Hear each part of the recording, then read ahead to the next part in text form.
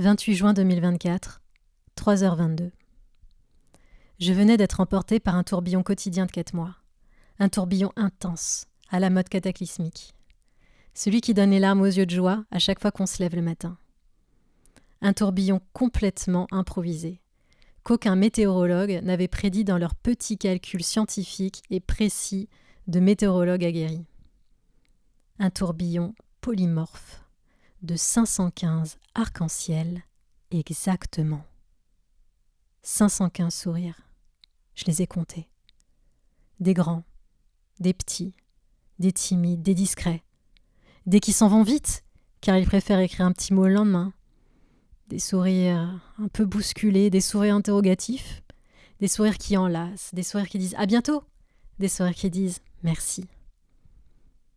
515 sourires, les vôtres, je les ai comptés, plus 515 autres sourires, les miens.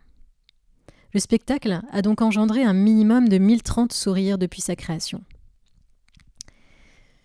Ce soir-là, le 28 juin, j'ai fini de porter les centaines de kilos de la scénographie du cirque électrique.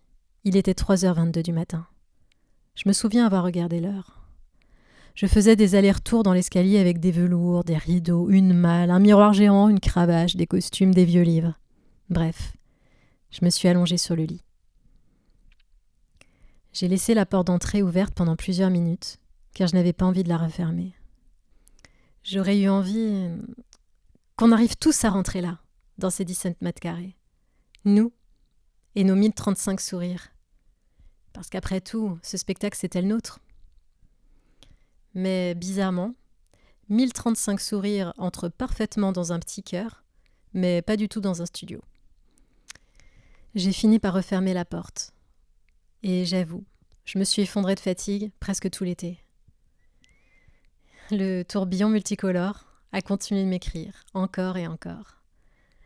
Alors j'ai fini par prendre mon courage à deux mains pour reprendre le travail lié à la pièce. Et depuis, à chaque fois que je m'apprête à travailler sur Plaidoirie d'une soumise, je remercie le tourbillon d'être immaîtrisable et d'exister.